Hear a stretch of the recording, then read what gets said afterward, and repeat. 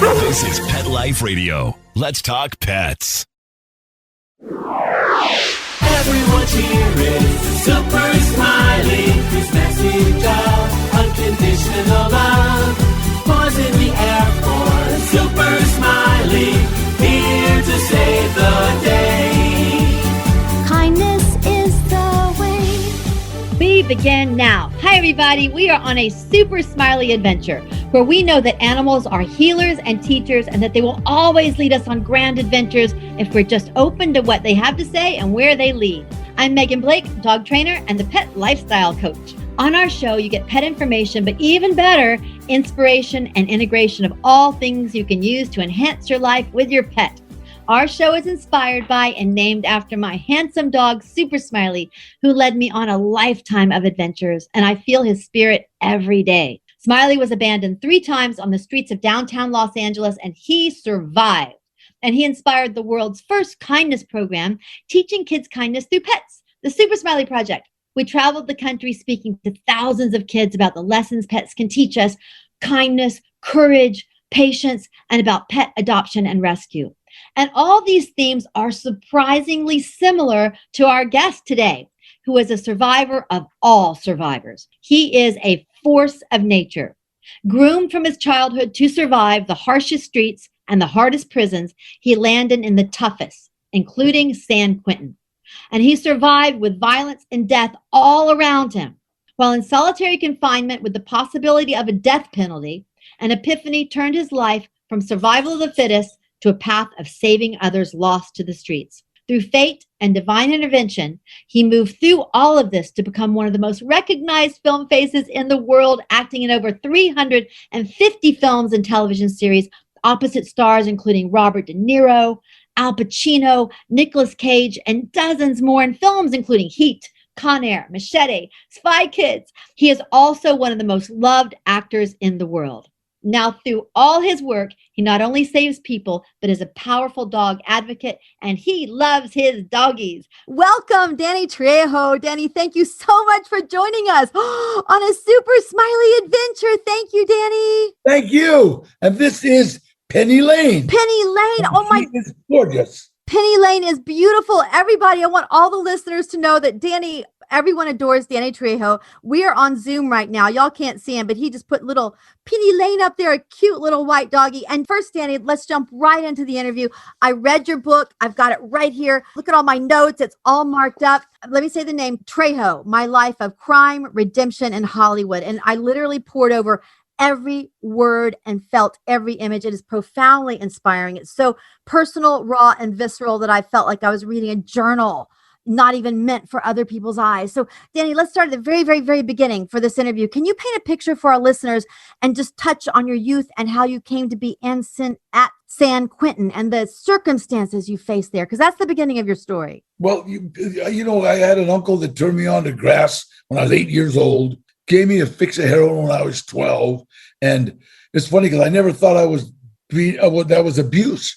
I thought it was sharing. And then I had a dad that was a tyrant, a grandfather, they were just, I wouldn't say they were mean. To me, that was machismo. Yeah. You know, and there's a big misconception there that, he's macho, but it was abuse. I didn't know it, and, I had one uncle that I adored, and he was the last of 11 kids, I think. So they kind of like were done with kids. So me and my uncle kind of got together, and he happened to be an armed robber and a drug addict. And that was my role model. Your role model. And Danny, I remember in your book, you said that he was your role model. Like if he had been a sports star, you might have gone into football and been a sports star. So you were, exactly. I bet that's what ended you up in these hard prisons. And reading your book, I feel like I literally spent a deep, intimate walk with you.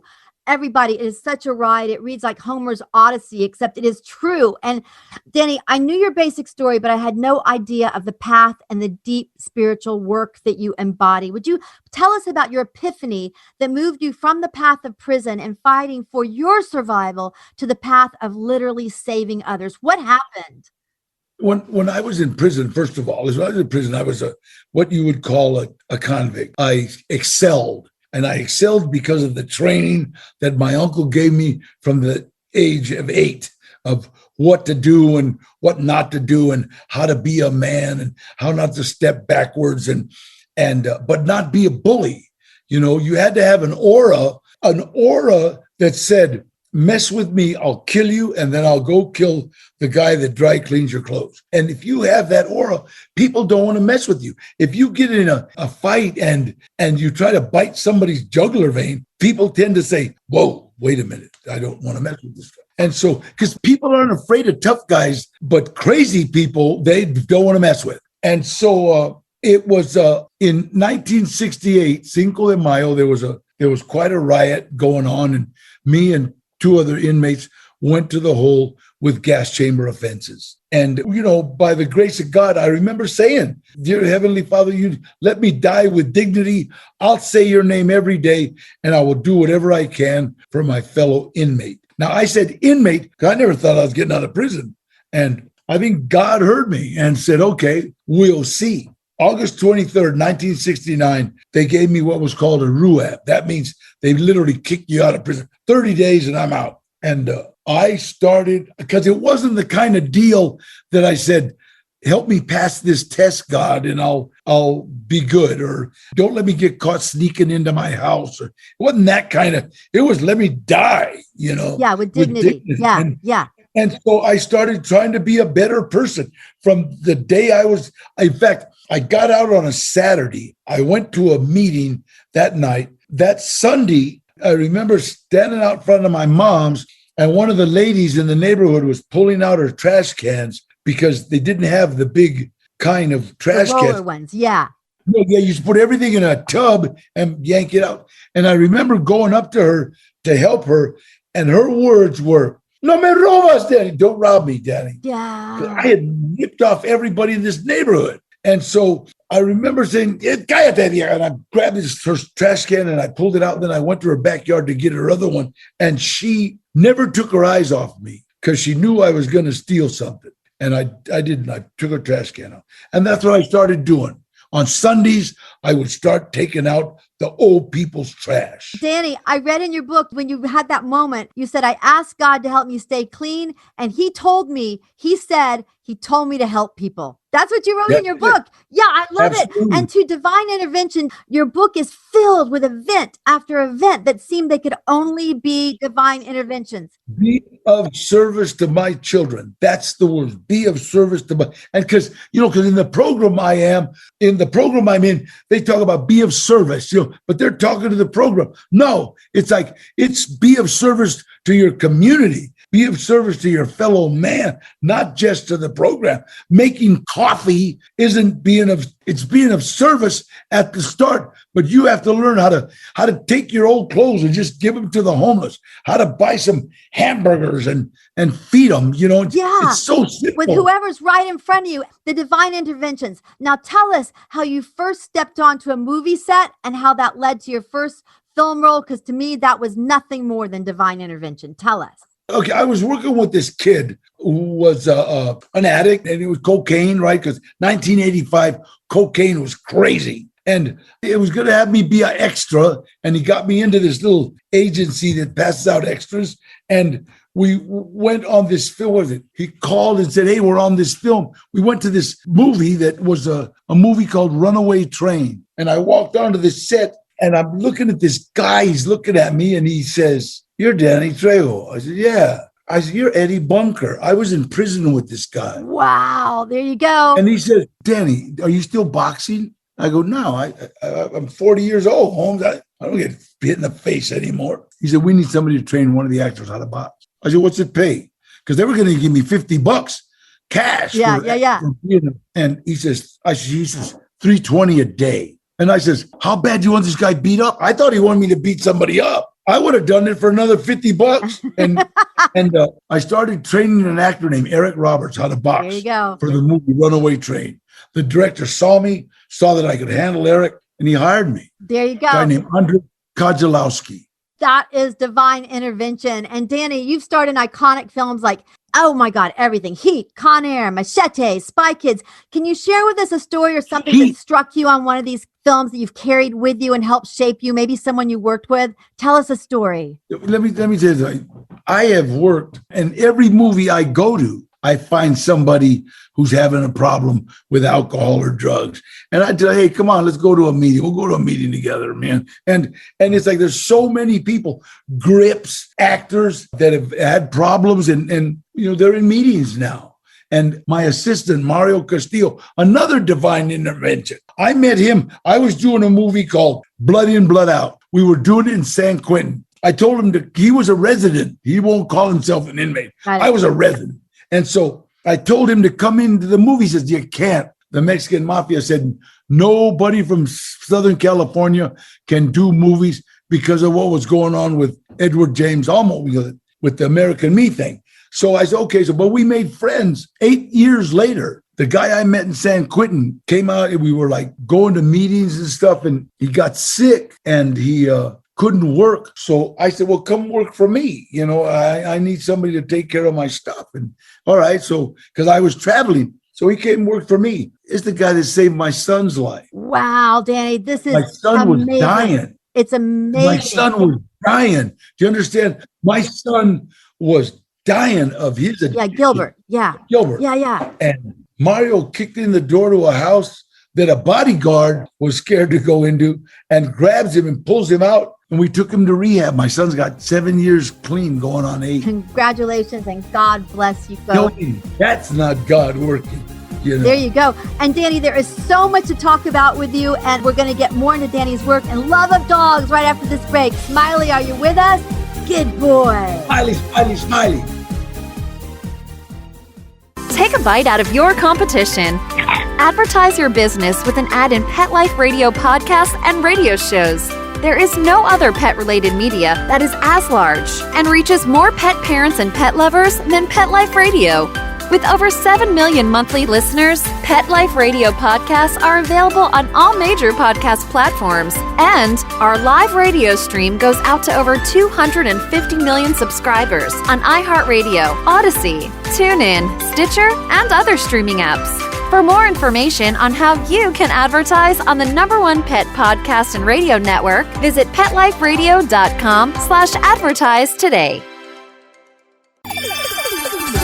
Let's Talk Pets on PetLifeRadio.com.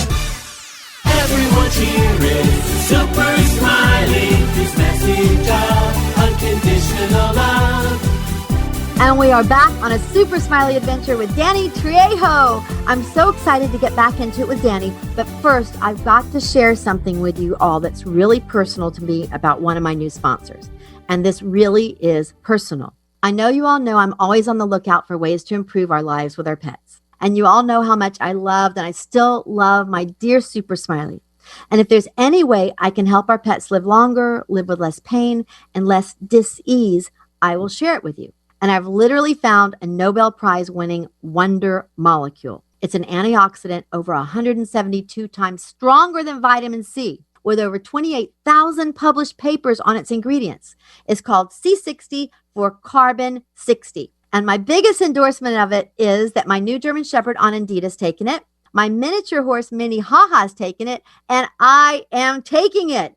And I'd love to invite you all to try it with us. To get a 10% special Super Smiley Adventure discount, go to petslovec60.com and it's all there. Yes, Pets Love C60. And now back to Danny Trejo. Now, Danny, you took the Michael Caine philosophy of accepting acting roles, which is that it's honorable work. Take the job. Absolutely. Yeah, you've been in hundreds of films, flying from country to country, doing speaking engagement one after the other. You said they all blurred together, but I have to mention to our listeners, I'm an actor and I worked with you on the film Iborgs, right? Yes, in Winston-Salem. And it's so funny. I remember all the restaurants in Winston-Salem said, we allow smoking. You know? That's so funny. It's amazing you remember that, Danny. So cool.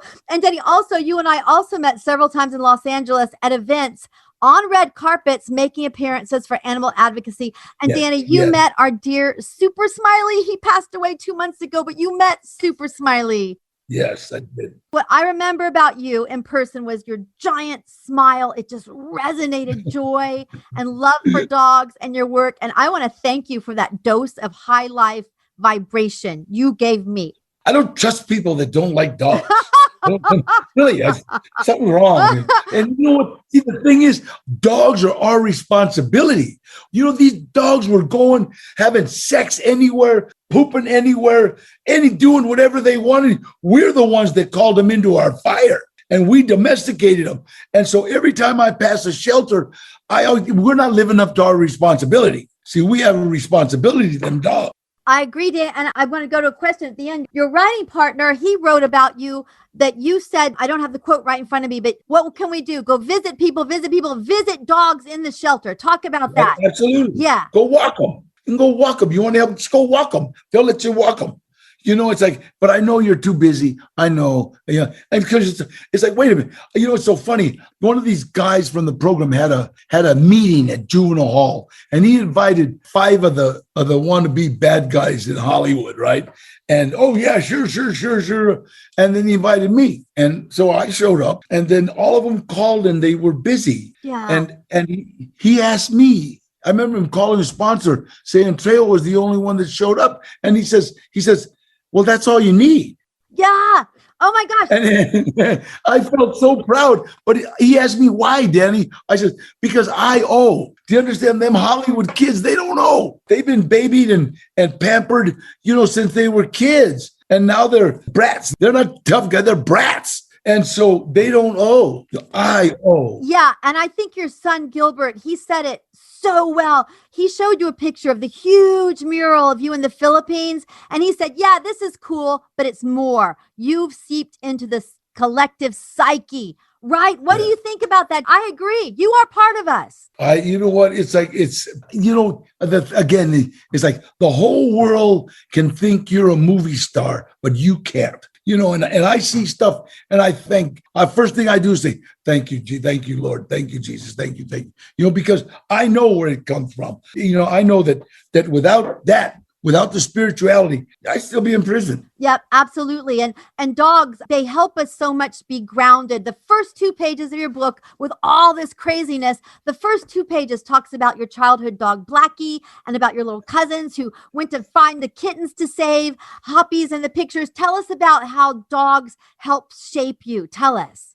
You know what? It's funny. I'll tell you one story. When I got out of prison this last time, and I hadn't seen a dog in like 4.5 years. Oh my. And I remember I came out of prison and the Greyhound stopped. I was coming down from Soledad, and the Greyhound stopped at a Greyhound bus depot. Everybody went in to get to eat food and stuff and take a break. And I see beautiful German Shepherd, right? Wow, a dog! You know, and this dog turned around, and his master was like, "What?" He couldn't believe it. He says, "Because this was a trained animal." And he says, "The guy, are you dog?" And I don't know. He says he doesn't do that. I just felt so good that he welcomed me home. They know. You know what I know. mean? He welcomed me home. They know. In your book, you mentioned dogs taught you lessons. And I know for a fact, I've learned so much from dogs. Tell us about what you've learned yourself, spiritually or personally, from dogs. What have they taught you? Well, you know what? I honestly believe that, I got a pit bull right now. And me and Max and Mario, my friends, we saved this little dog that was trying to commit suicide. Blackie was in the streets, a black shaggy dog, that was his name. And he would walk out to the middle of the street and he would sit there. Oh my gosh. And Osborne is a busy street. Yeah, and I know so it. Yeah. We stopped. You know, I stopped at blocked traffic and I got out and I took him and I put him on the curb and he just walked back. But you could tell he was walking funny because he was crippled and he went back to the middle of the street. And so Max and Mario, people started honking because I was blocking Osborne and started honking. So Max and Mario got out. Now, if you look in the dictionary under Cholo Chicano Gangster, it's got their picture. Okay. They look just tattooed neck, bald head. And they both get out of the car and they're trying to explain, no, we're trying to save a dog. Everybody rolled up their windows, got quiet. That's awesome. And so this dog wouldn't say, so I picked him up, I put him in the trunk of my car, closed it, took him to the vet, took him to the groomer and said, hey, clean this dog up. What can you do for this dog? The guy made a joke and said, put him to sleep. And the look that Mario and Max gave this guy was like, oh my God, I'll do everything I can. And so when we got him back, he said the reason he was limping was because his nails had grown into the pads of his feet. Man, yeah. And so he said, this dog must have been a homeless dog. Yeah. And his owner either went to jail or died. And so we put pictures up around the neighborhood and nobody claimed it. I had him for 8 years. I love that. This the pit bull, when Blackie went blind, he would sit right by the steps and he would want to go to the bathroom. He'd bark. Pit bull would come and actually stay with him on the side of the pool, of the swimming pool. Yeah, to protect him. And he wouldn't let him go in the pool, and they'd go out to the grass. I swear to God, go out to the grass. He'd go to the bathroom and then stay there a while. When he wanted to come back, the same thing. The pit bulls are on, but he would give that bark, and the bull would walk him back. I still got the bull, but Blackie passed away. Danny, that's amazing, amazing story. And my first dog's name was Blackie, my very, very first dog when I was a little girl. This reminds me so much of you too, how the dogs on the streets, they fight, they survive. But then when they're allowed to be with each other, they help each other. Is that crazy? I got 5 dogs and they're all just get along. And you know what's funny? When the other dogs come over, like my kid's mom, she's got 2 and she brings them over and they're just everybody just plays. It's like a play date. It's like a play date. You know? I love the play date. And we just have a little more time with you. We want to be so respectful of your time. I want to hear about the most powerful poster I have ever seen. And it's with Danny Trejo. Smiley, are you with us? Kid boy. Hey friends, 12 million. That's the number of dogs and cats this year alone that will be diagnosed with cancer or another chronic disease. But we can all fight back with a scientifically proven, all-natural super antioxidant called C60. This incredible Nobel Prize-winning vet-approved product is now available for our best friends, our pets. Do what hundreds of pet owners have already done. Get your pet on the path to a healthier, happier, and longer life. Pet Life Radio listeners will receive 10% off their first bottle. Go to petslovec60.com to learn more. This is a limited time offer, so go to petslovec60.com today. That's petslove, the letter C, the numbers 60.com. Let's talk pets. Let's talk pets On Pet Life Radio. Pet Life Radio. PetLifeRadio.com. Hi, I'm Frances Fisher, and you are on a super smiley adventure. Everyone's here is Super Smiley. His message of unconditional love. And we're back on a Super Smiley adventure with Danny Trejo. Hey, Danny. Book comes out today.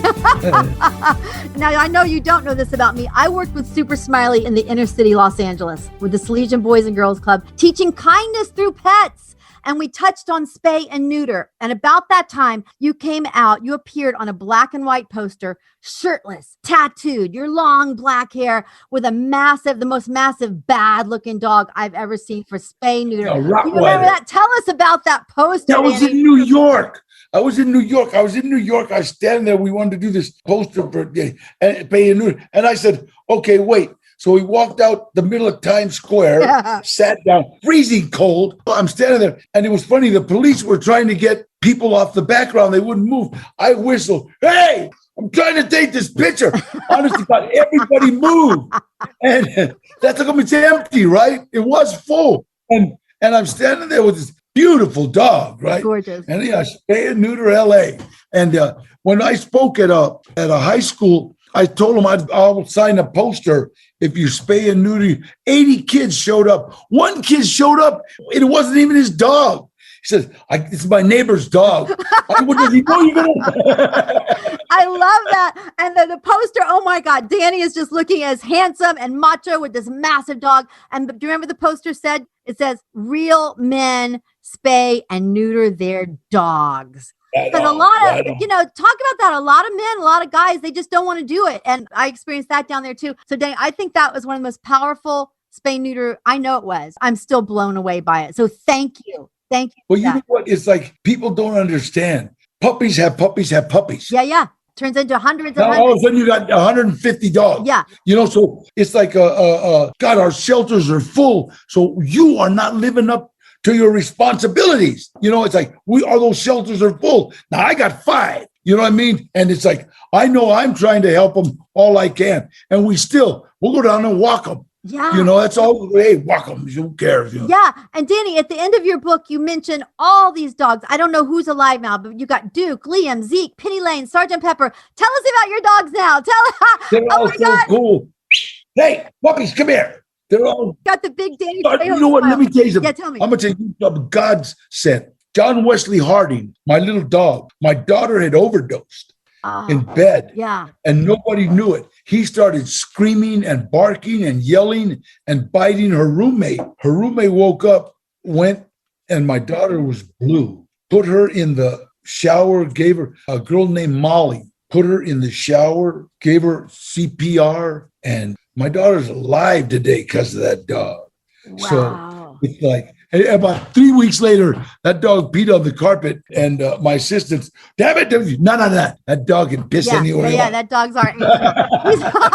He's our angel. Our fault. We didn't let him out. Oh my God, that's right. Oh my God, it's often human error, isn't it, Danny? There you go. Yeah. So with all your beyond profound life experiences, what advice can you leave us with for our pets, with our little lives here compared to yours? What can we do? With our pets? Yeah, with our pets. What do we do? Love them. Our pets, we love them. We got to spay and neuter, and we have to do that. I got 5, they're all spay and neuter. I'll pay to get them spayed and neuter. We have an agency here that Claudia runs it, and it's Spay and Neuter LA.